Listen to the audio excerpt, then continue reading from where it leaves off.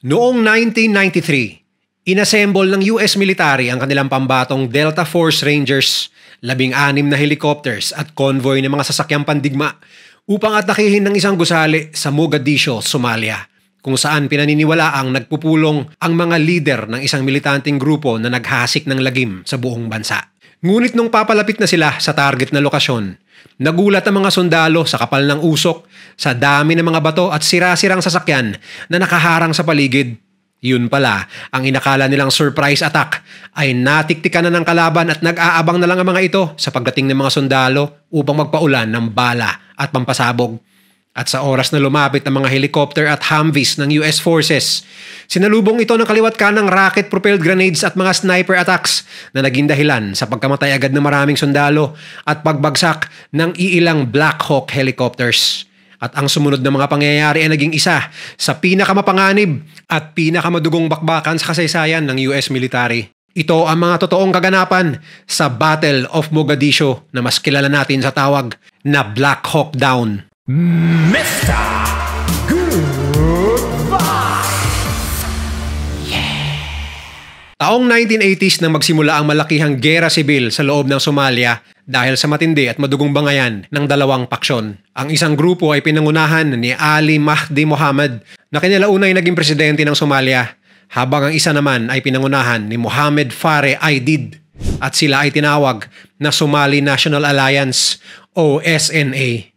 Ang gera sa pagitan ng dalawang grupo ay sumira rin sa agrikultura ng kabuuan ng Somalia, dahilan upang lumaganap ang tagutom sa kabuuan ng bansa. Bagamat maraming mga bansa ang nagtulong-tulong para sa humanitarian efforts, mayroon pa ring tinatayang 200,000 hanggang 300,000 na katao ang namatay dahil sa gutom, habang 1.5 milyon naman na Somalis ang nakaranas ng epekto nito.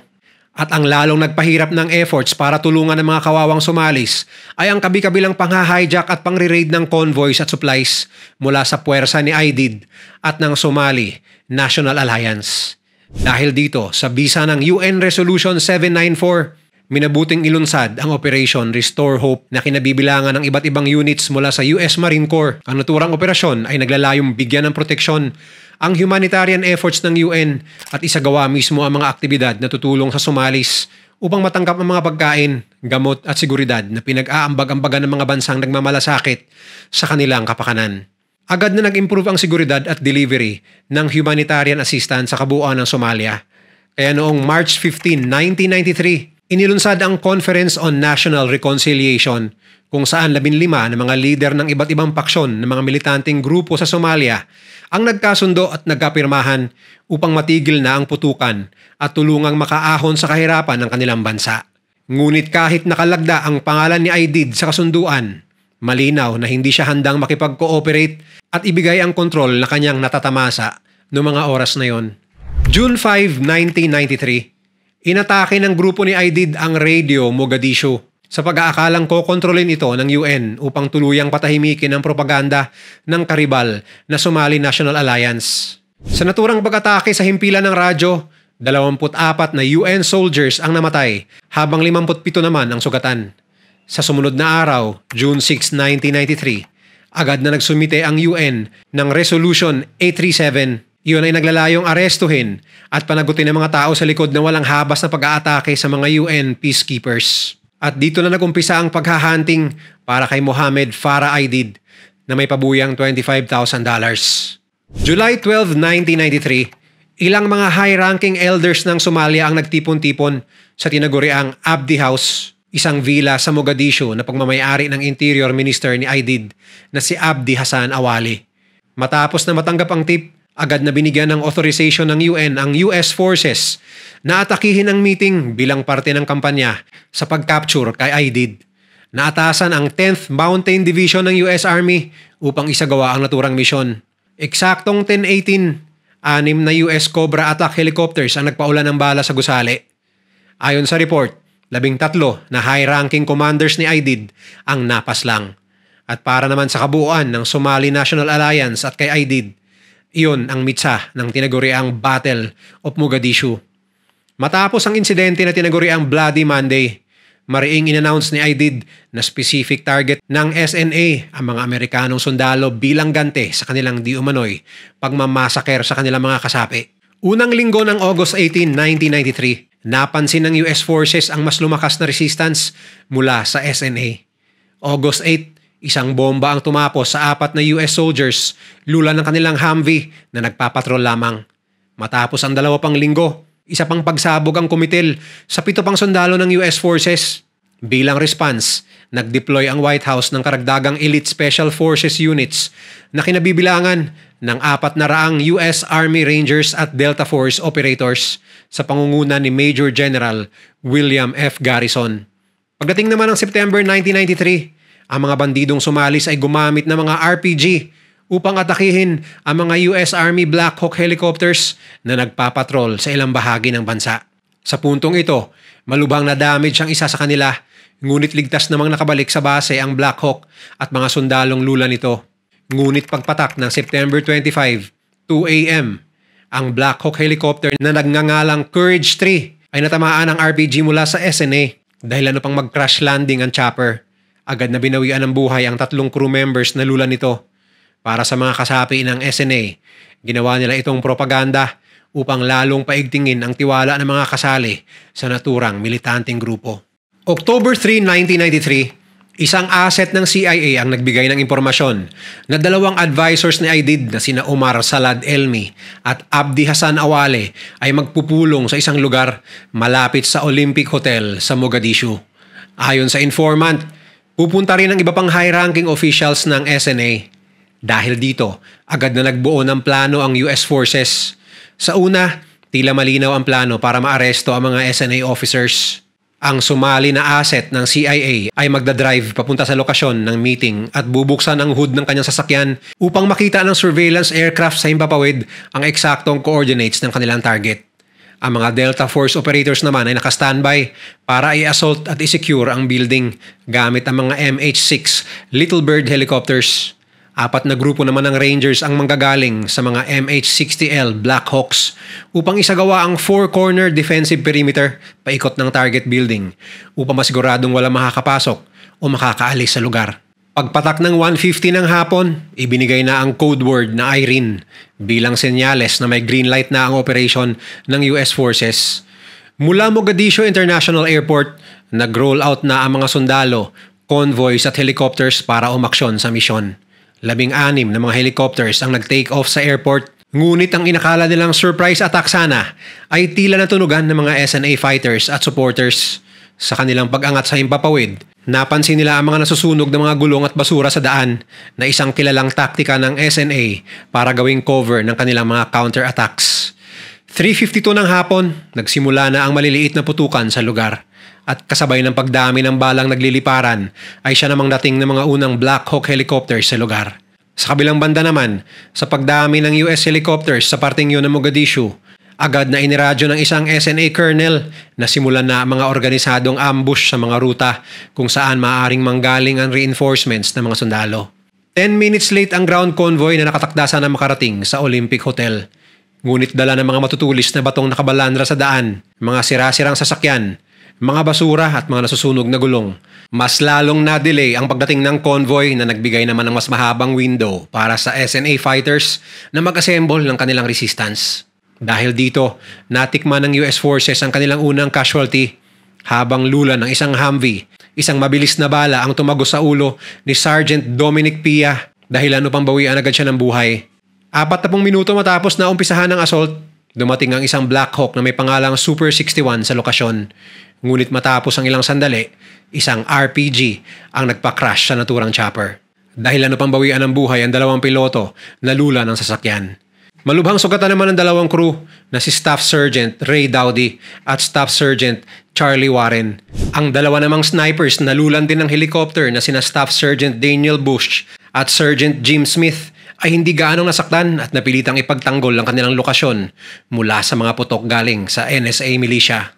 Matapos na bumagsak ang Black Hawk Super 61, agad na sumigaw ang isang SNA member sa kanyang megaphone pag sinalin sa Tagalog ang sabi ay, "Lumabas na kayo at ipagtanggol ninyo ang lugar natin."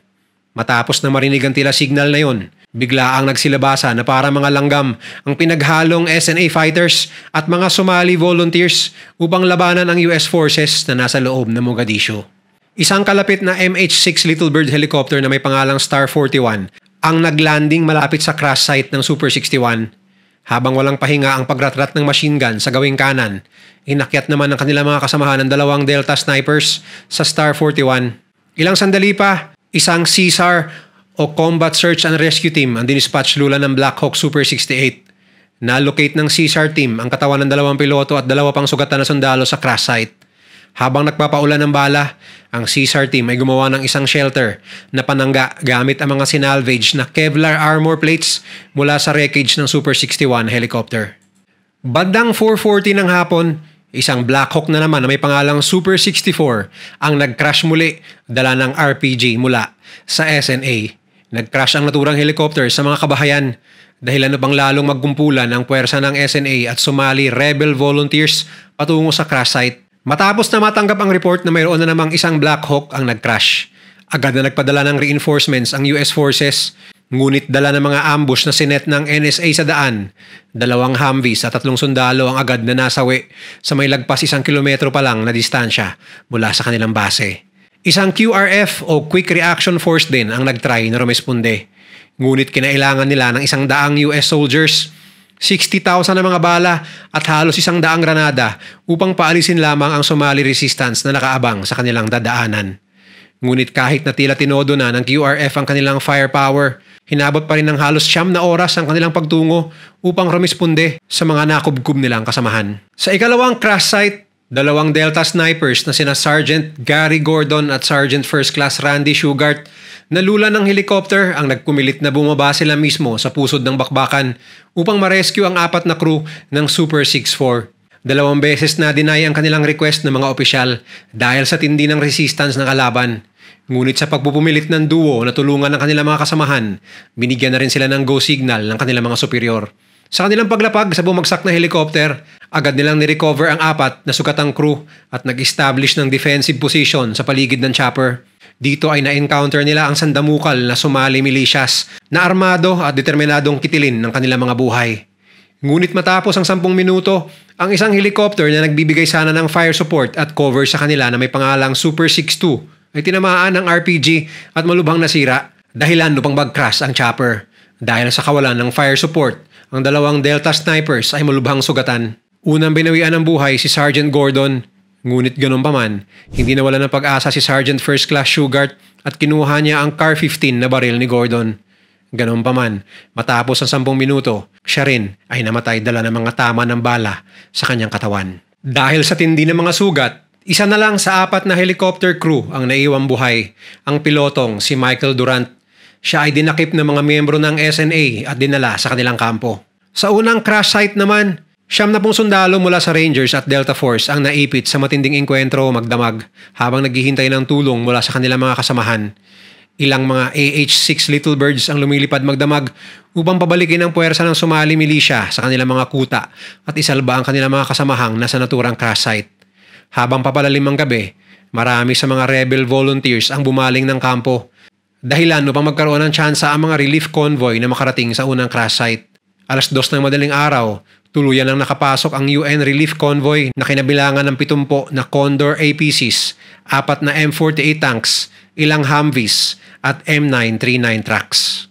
Ligtas namang nasundo at naprotektahan ng convoy ang mga sundalong naipit sa unang crash site. Ngunit hindi naging madali ang kanilang pagbalik sa ligtas na lugar. Naging mas lalong umaatikabo ang putukan sa pagitan ng magkabilang kampo. Natapos ang bakbakan ng 6:30 ng umaga noong October 4.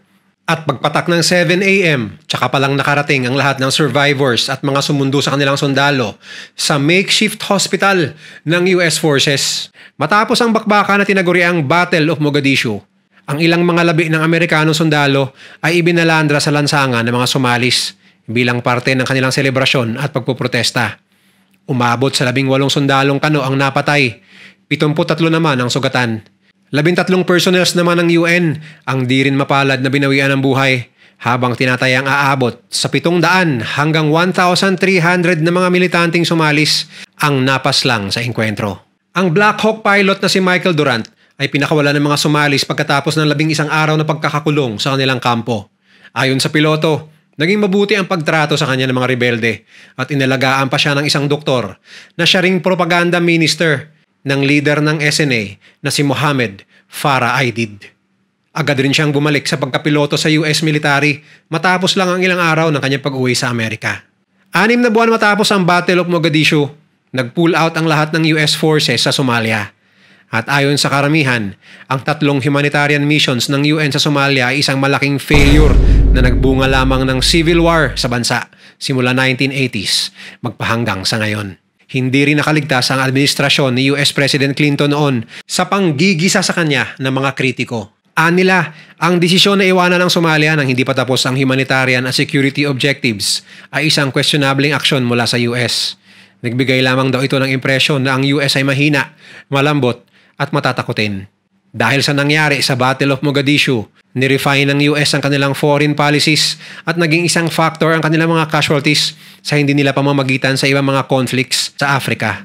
Naging paksa ang Battle of Mogadishu ng iba't ibang libro. Naging paksa rin ito sa isang sikat na Hollywood film na Black Hawk Down na ginawa ng sikat na direktor na si Ridley Scott at pinagbidahan ng mga sikat na artista noong 2001.